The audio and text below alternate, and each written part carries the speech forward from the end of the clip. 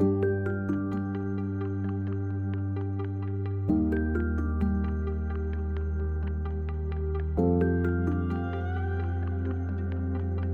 nkomplu nqalbu fl-istorja, f'kitbiet li forsi qed jintesew, jew mhux qed jingħatalhom il-ġieħ mistħoq. Illum se nħarsu lejn bniedem li jista' jitqies bħala pilastru fl-istorja ta' Malta, ir-riformatur li twilet qabel żmienu. Illum se nitkellmu fuq Manuel Dimek.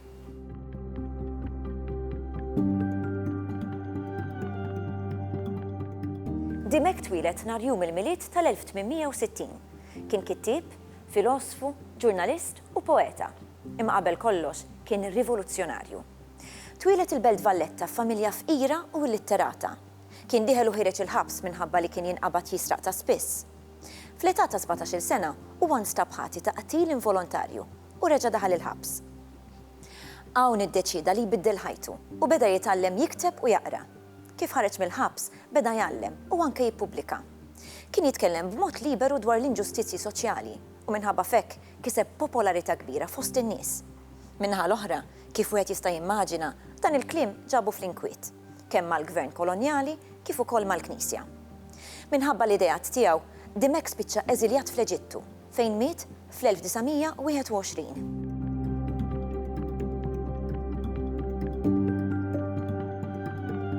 L-ideat politiċi ta' Dimek ma niżlu xejn tajjeb mal-awtoritajiet f'Malta.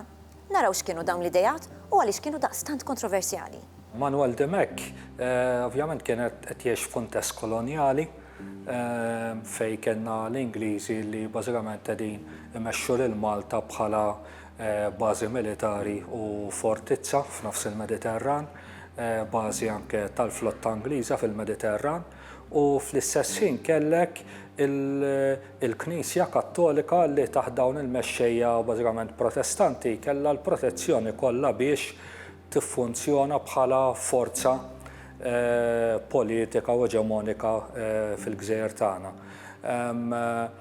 Kellek ukoll il-klassi l-għolja Maltija magħmula bażikament minn negozjanti u professjonisti illi kienu nies ta' kultura, tendenzjalment ixaqalbu li l-kultura Taljana, oħrajn ixaqalbu daqsxejn iktar li l-kultura Ingliża. Dimek l-idea tiegħu kienet illi daw it-tlet forzi qegħdin iżommu lill-poplu f'injoranza b'mod maħsub apposta tajjeb biex iħarsu l-eġemonija, l-poter tagħhom. Li kieku hemm kliem li l-aħjar jiddeskrivu l-idejat politiċi ta' Dimek, naħseb li huma liberazzjoni u dawl li twassal għall-emanċipazzjoni. Issa liberazzjoni taħodha minn żewġ aspetti, liberazzjoni politika imma anke liberazzjoni personali. Liberazzjoni politika ta' Dimek kienet jiddiskuti ovvjament Malta, kif għandna nneħħu l-kolonjaliżmu, kien winta l-bidunet li kienet jgħid mhux biss li Malta kapaċi tkun indipendenti, imma repubblika għalija, li jrid ukoll li Malta kapaċi anke tneħħi d-dipendenza tagħha fuq il-bażi navali Ingliża u joħolqu l-industriji Maltin. Imma importanza ħafna wkoll fil-politika ta' Dimek hija l-liberazzjoni dawl personali u kien jemmen ħafna li wieħed jista' jgħin lilu nnifsu dak li bl-Ingliż ngħidula self-help. Saħansitra kien joħroġ il-kodba tiegħu biex wieħed jemanċipa ruħu u jitgħallem u jillibera lilu nnifsu minn kull forma ta' oppressjoni. Twassal fl-inkwiet ta' Dimek. Dimek jitlaq minn punt żvantaġġat li beda minn klassi soċjali li ma kienx aċċettata, terġa' kellu punt ieħor kontrih li kien ex-kriminal, ex-qattil. Timmaġina xi ħadd li kellu l-fama li dan daħal il-ħabs qatel wara joħroġ u jrid jgħallimna. Allura kien hemm reżistenza.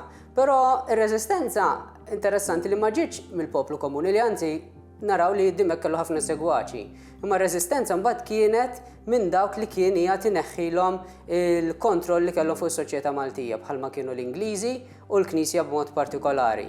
L-Ingliżi ovvjament għaliex Dimek kien qiegħed jinsisti li m'għandniex bżonnhom, Dimek kien militanti ħafna qed jinsisti li aħna rridu nieħdu azzjoni mhux nibqgħu servili, kienet kelma importanti ħafna Dimek li ma ċettax li aħna nkunu servili. U min-naħa l-oħra mbagħad min-naħa tal-Knisja għax anke il-kliem ta' Dimek, id-diskors ta' Dimek kien jgħid il-Knisja kienet tibża li jġib diżordni soċjali. għaliex Dimek kien jinsisti fuq pereżempju li n-nisa daqs l-irġiel u l-Knisja kienet tgħid din ħadd toħloq inkwiet fil-familji u li wieħed m'għandux jaċċetta l-awtorità b'mod għami. U l-Knisja wkoll din kritikatu fuqha saħansitla waslet għall-iskomunika. Dimek kien determinat li jiġġielet l-injoranza. Huwa waqqaf ix-xirka tal-imdawlin. X'kienet din ix-xirka? Dimek għamel xi snin jgħix l-Italja, ġienu għal-iktar. Meta ġilura ġimem li bħafna idejat biex ixerret il-kultura u jeleva il-livell kulturali tal-poplu biex ikun poplu illi jimmatura u ikun kapaċi jgħix ħajja denja ta' bnedmin. Rrit jagħmel hekk b'istrument partikolari u din kienet ix-xirka tal-imdawlin. Probabilment l-idea ġiet mill-Soċjetà di Mutwa Soccorso li kienu qed jitwaqfu fl-Italja f'dal-istess żmien. Parti speċi mill-moviment soċjalista li kienet jinferex fl-Ewropa illi jaħseb biex jorganizza l-klassi tal-ħaddiema. U Dimek kienet jara f'din ix-xirka tal-imdawlin u għadda biex il-poplu jingħaqad flimkien u jeduka lilu nnifsu b'mod u tant li jkun kapaċi jiġġieled hu stess għad-drittijiet tiegħu. X-xirka tal-imdawlin waqqafha fl-1911 u eżatt wara l-ewwel laqgħa Dimek ġie skomunikat, jiġifieri ma tantx kellu ċans biex jiżviluppa. Però mbagħad wara li kien saret ir-rikonċiljazzjoni mal-Knisja fl-1913 ġiet waqqafha di darba bl-iżem tax-xirka Maltija. L-idea tax-xirka tal-imdawlin ta' Dimek kienet li bħalma kien hemm diversi fratellanzi, il-fratellanzi f'Malta kienu ilhom minn żmien Medjuevu u dejjem però brabta reliġjuża. Dimek kellu din l-għaqda li kellha toħroġ il-Maltin il-ġodda, il-Maltin tas-seklu 20 dawk li ħajbidlu mill-qiegħ is-soċjetà Maltija. Kellu numru ta' msieħba fiha mhux ħażin u Dimek kien jaċċetta lil kulħadd, jiġifieri kemm irġiel u kemm nisa li kienet xi ħaġa kbira ħafna l dak iż-żmien. Però minkejja kollox kien jagħmel ċertu kundizzjonijiet għax mhux sa kemm jaċċetta lil kulħadd. Pereżempju kien ma stajx tmur ħafi, rid tilbes il-ġleg, jiġifieri Dimek kif għadna l-ewwel kien jagħmel ħafna inti tittejn lilek innifsek biex timxi l qudiem ma jaċċettax min jidaj. Mela dan kien ried lil klassi soċjali, klassi tal-ħaddiema li n-nies kienu jħarsu lejha bħala xi ħaġa baxxa, issa ejja nbidlu din l-impressjoni li għandna fuqha. F'Malta f'dan iż-żmien, il-mara ma kienx tingħata l-istess importanza u dinjità daqs ir-raġel. Dimek probabbilment kien l-ewwel wieħed li beda jitkellem favur id-drittijiet tan-nisa. Kien dak illi fil-kitbiet tiegħu fil-bandera tal-Maltin sikwit tkellem u ndirizza b'mod dirett lil mara Maltija u jgħidilha iġġiela tad-drittijiet tiegħek, inti bħala persuna umana m'għandek xejn inqas mill-irġiel. Rridu niftakru li qed nitkellmu fuq kuntest politiku u soċjali fejn il-soċjetà Maltija kienet iddominata mill-irġiel. Jiġifieri kellek l-uffiċjali Ingliżi li qed imexxu l-gżira tagħna li huma bażikament kollha irġiel. Il-Knisja ovvjament hija il-pożizzjonijiet ta' poter kollha f'idej l-irġiel, il-klassi politika Maltija magħmula kollha minn irġiel, jiġifieri il-kliem ta' Dimek kien vera ħares il-qoddim vera progressiv għal żmienu u meta inqisu x'reazzjoni kien hawn fil-1947, ġieri ħafna snin wara Dimek, biex il-mara tingħata l-vot f'Malta u naraw x'reazzjoni qawwija kien hemm anke f'dak iż-żmien. Allura nistgħu nifhmu iktar 50-60 sena qabel meta Dimek kienet jitkellem favur id-drittijiet tal-mara kemm kien profetiku u qed iħares il-qudiem. Kien jiddedika ħafna mill-artikli tiegħu fil-gazzetta fil-bandiera, speċjalment tan-nisa Maltin. U fihom kien iħeġġiġhom biex ma jaċċettawx is-sitwazzjoni. Kien jgħidilhom intom m'għandkomx tkunu bħal tafal kif iqegħdukom jiffurmawkom, ma tkun bħal ballun tal-lastiku li xħin titfgħu mal-art joqmos lura, trid tirreaġixxi. U dan ovvjament ħajoħloq ħafna inkwiet kif semmejna speċjalment mal-Knisja li kienet qed tqis dan ħejġib diżordni soċjali. Imma l-mara Dimek kien iħeġġiġha ħafna biex temanċipa lilha nnifisha, ma tibqax biss li temmen li postawa fid-dar, tinteressa ruħha fil-politika, taqra kien Dimek kien konxju ħafna x'inhu jiġri fi żmienu barra minn Malta, f'dak iż-żmien fir-Renju Unit kien hemm is-suffragettes li qed jiġġieldu għad-dritt tal-vot fin-nisa, Dimek kien jemmenhom dan, kien anke saħansitra jemmen li l-mara għandha titħallas indaqs, kien jara li kienet qed tiġi eskluża mis-soċjetà u Dimek kien iħeġġeġ f'artikli partikolari li għandha tinvolvi ruħha saħansitra fil-gvern, fit-tmexxija m'għandix tħalli l-irġiel imexxu biss. Imma għandha jkollha rwol fis-soċjetà daqs ħadd ieħor, saħansitra jgħidilha mara Malta hija tiegħek ukoll għalfejn qed tħalli l-irġiel biss li jieħdu din it-tmexxija.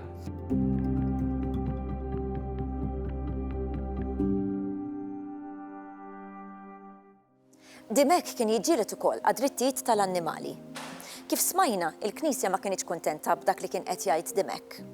Dun Paul Gallia kien ħareġ jattakka lil Dimek. Nisimgħu żewġ siltiet qosra mill-ktieb Il-qerq tad-demonju, mikxuf f'Malta li ħareġ fl-1912. Id-demonju jinqeda b'wieħed Malti bħalna, mammet bħalna li jismu Manuel Dimek. Kiteb u stampa li m'hemmx bżonn tmur il-Knisja biex titlob, imma huwa biżejjed tmur fuq xi għoljiet, jew magħluq ma' xi oħrajn f'kamartek. Dan huwa kliem qarrieqi. Ma rridx jagħmel xi ħaġa oħra ħlief li jiftaħ fil-qalb tal-Maltin it-triq għas-soċjaliżmu. Ribellioni kontra l-kapijiet kollha. Il-kritika tkompli tiħrax. Nisimgħu aktar. Hekk u xejn anqas minn hekk mar jaħseb Manuel Dimek meta fil-gazzetta tiegħu mar huwa jagħmel dak l-appell lin-nisa sabiex iqumu u jħabirku għal biex ikunu daqs ir-raġel f'kollox u jipperswadihom li huma għandhom assolutament l-istess drittijiet fis-soċjetà. Jaf wisq tajjeb Dimek bħalma jafu n-nisa wkoll u kulħadd li l-mara qatt ma tista' taħdem jew tagħmel ix-xogħol li jaħdem jew jagħmel ir-raġel.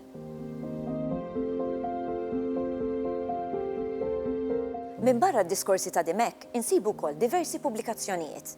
Ewlen infosthom hija il-gazzetta Il-Bandiera tal-Maltin. Il-Bandiera tal-Maltin hija gazzetta interessanti ħafna. U ħarġet ftit wara li Dimek kien ħareġ għall-aħħar darba mill-ħabs. Ġifieri din hija gazzetta li hija proġett kbir għal dak iż-żmien, proġett organiku nistgħu ngħidu fejn Dimek jitfa' l-bażi għall politika l-ideoloġija tax-xirka tal-imdawlin, jitkellem dwar l-idejat tiegħu, iżda wkoll hija gazzetta li tieħu sehem fil-polemiċi politiċi u li titkellem ukoll dwar dak li qed jiġri barra minn Malta, ġifieri hija sforz kbir u interessanti ħafna għal dak iż-żmien biex tkun gazzetta kompluta kif nafu llum, blat li huwa politiku b'mod qawwi, jiġifieri hemm tentattiv biex verament isir approfondiment anki tal-aħbarijiet. Bħal kull gazzetta oħra, din il-gazzetta kellha il-karatteristiċi tagħha. Issa il-gazzetta fil-fatt minn barra li għandha l-aħbarijiet ta' barra, minn barra li tidħol fil-polemiċi nazzjonali, hija gazzetta li għandha lingwaġġ li huwa tipiku ta' Dimek, ġifieri dak il-Malti ta' Dimek li mhuwiex biss anzi li mhuwiex Malti klassiku kif imdorrin fil-Malti tar-Ruman storiku ngħidu aħna, iżda huwa il-tip ta' Malti li huwa iktar simili għal dak li esperimenta bih, pereżempju xatt bħal Juan Mamo. Sewwa, u dan narawh anki fix-xogħlijiet l-oħrajn, fix-xogħlijiet diversi, fil-ħidmiet diversi li għamel Manuel Dimek, fejn il-Malti huwa mezz komunikattiv li però xorta waħda qed jipprova jaddattah, jawġu għal ħtiġijiet diversi u anki esperimenta bih biex jitkellem dwar ħwejjeġ ġodda b'lingwa ġdida bħalli kieku. Issa l-Bandiera tal-Maltin kienet toħroġ kull ġimgħa u damet ħafna toħroġ u nistgħu ngħidu li kienet gazzetta ta' suċċess anki jekk naraw l-ewwel riċerki li kien għamel Henry Frendo meta jibda jsemmi xi figuri tal-bejħ. U anki l-fatt li dik kienet tinbih minn grupp ta' tfal li kienu jduru t-toroq ibbijaw il-gazzetta jidher li kellha bħalli kieku netwerk ta' bejħ u organizzazzjoni ta' bejħ li kienet tajba u x'aktarx kienet tinqara fil-wisa u kienet gazzetta popolari importanti li ovvjament anki laqtet lajn l-awtoritajiet u l-kritiċi ta' Dimek. Dimek kien kiteb fuq każ partikolari, dak tal-lajs. X'kien ġara? Il-każ tal-lajs kien każ ta' ġustizzja kriminali, sewwa, fejn kien hemm omiċidju li kien sar in-naħa tal-port qrib il-Marsa u s-suspett li kellu Dimek u li kiteb dwaru fit-tul kien li l-lajs ġi ġudikat u sentenzja tal-mewt b'mod inġust, b'mod li fis-sens ta' ġustizzja ma kienx komplut jew ma kienx korrett, u anki Mark Montebello jinterpreta din il-ħaġa bħala li Dimek ra li saret l-inġustizzja kontra l-baxx, kontra l-fqir, kontra dak li ma setax jiddefendi ruħu sew. Ġifieri Dimek mhux biss jiddiskuti il-każ tal-lajs fis-sens ta' kritika għall-ġudikatura jew għall-proċess ġudizzjarju, imma anki jitfa' dik il-laqta qawwija ideoloġika fejn jara il-ġudikatura u l-awtoritajiet li huma organizzati biex jaħdmu kontra ż-żgħir. Nisimgħu silta qasira dwar il-każ tal-lajs, meħuda mill-ġurnal Il-Bandiera tal-Maltin tas-Sibt 17 ta' Marzu 1898. Is-sibt li għadda tajna l-kellima li llum nuru kif, meta u fejn l-avukat tal-Kuruna qal li Rużar Mizzi il-Lajs kien mallaq blaħtija. Nuru mela. Aktar minn darba u tnejn għall-avukat tal-Kuruna illi dawk li kienu informaw l-Onorevoli Savona bil-mewt blaħtija ta' Rużar Mizzi u bid-delitti korroħ ta' Baldackin mhumiex persuni rispettabbli, billi kif rid jgħid hu kienu l-ħabs u għal daqshekk ma humiex ta' min jemminhom. U jekk mhumiex ta' min jemminhom, sinjal li huma giddibin. U jekk huma giddibin, kull ma qalu huwa falz. L-aħħar żmien ta' ħajjet Dimek ma kienx feliċi. Fil-21 ta' Jannar 1912, Dimek ħelisa ħafif minħal il-mewt. X'kien ġara? Din l-idea tax-xirka tal-imdawlin kienet qed tinkweta ħafna lill-Knisja għaliex kienet qed tara mod kif dan il-bniedem illi ma kienx parti mill-organizzazzjoni ġerarkika tal-Knisja kien qed jikkomunika mal-klassijiet l-iktar baxxi tas-soċjetà Maltija u jittanta jorganizzhom. Il-Knisja jew tanqas it-tmexxija tal-Knisja ma riditx li xi ħadd jiċċellenġja il-monopolju li kellha fuq l-organizzazzjoni tal-ħaddiema fl-irħula u l-bliet Maltin. U ħarset lej it-twaqqif tax-xirka bħala challenge kbir lej il-poter tagħha. U minħabba fekk anke skomunikat il-Manuel Dimek.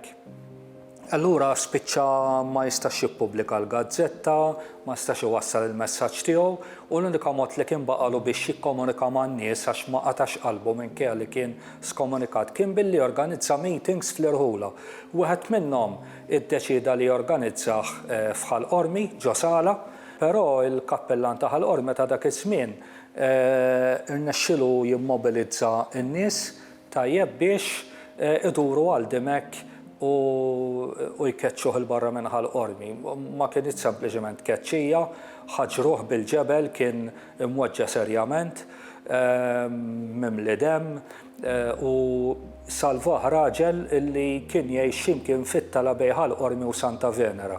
Għaliex biex jaħrab Manuel Dimek ġibet lejn il-ħamru u xi ħadd li kien joqgħod fit-triq bejn Ħalqormi u Santa Venera daħlu ġewwa biex jikkuraħ u fl-istess ħin jaħbih speċi minn nies li kienu qegħdin jassaltawh.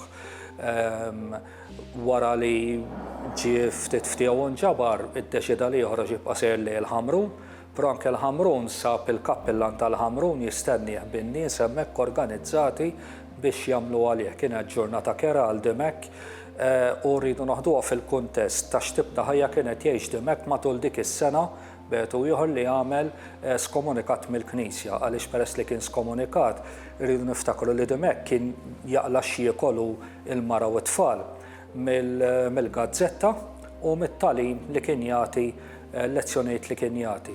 Minħabba li kien skomunikat la seta' jippubblika l-gazzetta mela l-introjtu mir-riklami tal-gazzetta kien waqaf u ħadd ma kien baqa' jmur jieħu l-lezzjonijiet minn għandu. Xri Manuel Dimek għamel bet ieħor sena fejn hu l-familja tiegħu bit-tfal kollox jgħixu ġuħ kbir. U stess jgħid kif ġieli u l-mara għamlu ġranet ma jiklux biex bli jiddubbaw minn ċeroħ tajba jkunu jistgħu jitimgħu xi ħaġa żgħira lit-tfal. U fil-kuntest ta' kollu, meta prova jibqa' jiċċallenġja lill-Knisja u jipprova jikkomunika man-nies u mbagħad jaqla xeba ta' dat tip illi kważi ħallietu għal-mejjed.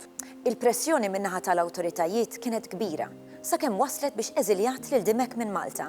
It-tieni problema li affaċċja Dimek kienet imbagħad l-eżilju li anki dana nistgħu ngħidu li kien hemm il-kompliċità tal-poteri u tal-awtoritajiet kollha fejn lejlit l-ewwel gwerra dinjija Dimek tqies spjun tal-Ġermaniżi, ġifieri kien problema anki fuq livell kważi ġeopolitiku internazzjonali.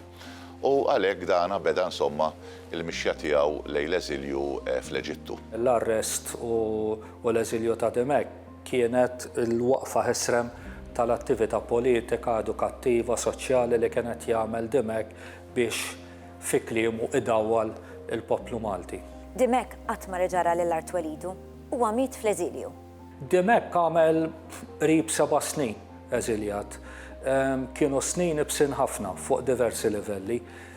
Fil-qosor ħafna sqallija ħaseb il-ħajkollu l-libertà li jdur u speċiex il-ħajja tiegħu normali, però wara ftit ġie arrestat. Minn hemmhekk imbagħad il-Gvern Ingliż ta' ordni biex jintbagħat l-Eġittu u hemmhekk l-istess għall-bidu kien ħieles idur fil-Kajr, però mbagħad wara ġie arrestat u qatta 6 snin li kien baqa' idur minn kamp ta' konċentrament, tal-sptarijiet, tal-sptar tal-moħħ, għal-kamp tal-priġunieri, ġiri ħajtu qattaħħa hekk u kienu snin diffiċli ħafna fuq diversi livelli. L-għonet kien maqtuħ għal kollox mill-familja. Fi żmien li kien hemmhekk il-familja tiegħu ovvjament kienet qed tgħix faqar kbir. Dimek kellu żewġ bniet u tifel, għalkemm kienu mitulu sa fejna żewġ subien oħra meta kienu għadhom żgħar, kien baqalu dan it-tifel barra żewġ bniet u dan it-tifel kellu ħafna speċi ħsibijiet u idejat ta' x'jista' jagħmel dalla jikber, però dat tifel għattiel jomiet prattikament bil-ġuħ. Xi tant kienu qed jgħixu ħajja fqira bla ikel mingħajr l-iktar affarijiet bażiċi li t-tifel tiegħu miet waqt li Dimek kien fl-eżilju. Bata l-ġuħ, bata l-mart, kien f'kundizzjonijiet li ma kienux tajbin, da jirrakkontaħħun anki Juan Mamo li mar iżuru, u kien hemm anki diversi talbiet minn sħabu u mill-mara tiegħu biex da b'xi mod jinħafer da kien iżda meqjus bħala priġunier tal-gwerra. Spiċċat il-gwerra u xorta waħda ma ntbagħtx lura u miet hemmhekk u anki maħniex ċerti eżatt fejn hu mitfun, jiġifieri, u allura kellek dal-eroj li sirna inqisuh bħala eroj ħafna wara mewtu li miet dil-mewta b'xi mod jew ieħor mhux din jituża għal kontribut li ta' lill-iżvilupp tas-soċjetà Maltija. Hija ħasra li nies bħal Dimek, ħassiba u rivoluzzjonarji jgħixu ħajja mimlija tiġrib, waqt li r-rikonoxximent lejhom huwa wieħed minimu. Fil-programm li jmiss se nkomplu nħarsu lejn ix-xogħol ta' Manuel Dimek. Din id-darba se niflu l-attività letterarja tiegħu. Għal darb'oħra.